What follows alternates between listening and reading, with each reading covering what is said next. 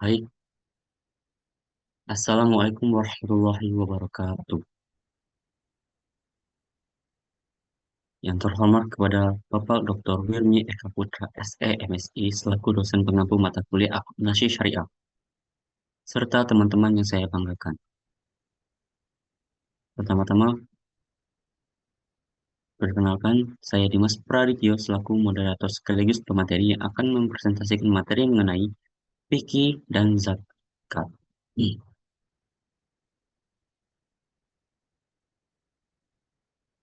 Pengertian zakat. Menurut bahasa, zakat merupakan kata dasar masdar dari zakat yang berarti berkah, tumbuh, bersih, dan baik. Sesuatu itu zakat berarti tumbuh dan berkembang, dan orang itu zakat berarti orang itu baik.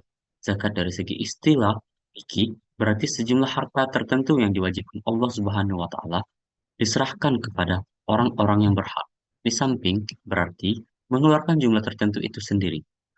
Nah, menurut Kardawi dalam kitabnya Ikus Zakat, kata zakat dalam bentuk ma'rifah memiliki definisi disebut 32 kali di dalam Al-Quran, di antaranya 27 kali disebutkan dalam satu ayat bersama sholat, dan hanya satu kali disebutkan dalam konteks yang sama dengan sholat, tetapi tidak di dalam satu ayat.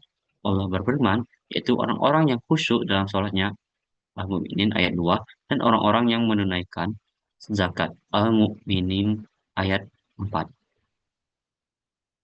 Al-Mu'minun ayat 2 dan Al-Mu'minun ayat 4. Nah, berdasarkan sumber hukum, menurut Al-Quran, dalam ayat-ayat yang diturunkan di Madinah menegaskan zakat itu wajib dalam bentuk perintah yang tegas dan instruksi pelaksanaan yang jelas. Dirikanlah oleh kalian salat dan bayarlah zakat. Quran Surah 2 ayat 110. Quran Surah 9 At-Taubah adalah suatu surah dalam Al-Quran yang banyak membahas masalah zakat. Nah, menurut As-Sunnah, Abu Hurairah berkata, Rasulullah Shallallahu Alaihi Wasallam bersabda, siapa yang dikaruniai oleh Allah Subhanahu Wa Taala kekayaan tetapi tidak mengeluarkan zakatnya, maka pada hari kiamat nanti ia akan didatangi oleh seekor ular jantan gundul yang sangat berbisa dan sangat menakutkan dengan dua bintik di atas kedua matanya. Hadis riwayat Bukhari. Jenis zakat. Zakat fitrah. Zakat fitrah atau disebut juga dengan zakat jiwa artinya adalah untuk menyucikan badan atau jiwa. Zakat mal, zakat yang dikenakan atas segala harta yang secara zat maupun substansi perolehannya tidak bertentangan dengan ketentuan agama. Nah, berikut adalah jenis-jenis penerima zakat. Yang pertama, orang-orang fakir. Kedua, orang-orang miskin. Yang ketiga, kelompok amil zakat. Yang keempat, kelompok mu'alaf. Yang kelima, kelompok rikob. Yang keenam, kelompok garimin. Yang ketujuh, kelompok fisabilillah. Dan yang kedelapan, kelompok Ibnu Sabil. Nah, hikmah zakat nih, teman-teman. Pertama, itu menolong, membantu, membina, dan membangun kaum du'afa yang lemah materi sekedar untuk memenuhi kebutuhan pokok hidupnya. Yang kedua, memberantas penyakit iri hati, rasa benci dan dengki dari diri orang-orang di sekitarnya, berkehidupan cukup, apalagi mewah. Yang ketiga, dapat mensucikan diri pribadi dari kotoran dosa, memurnikan jiwa, dan mengikis sifat bakhil atau kikir, serta serakah.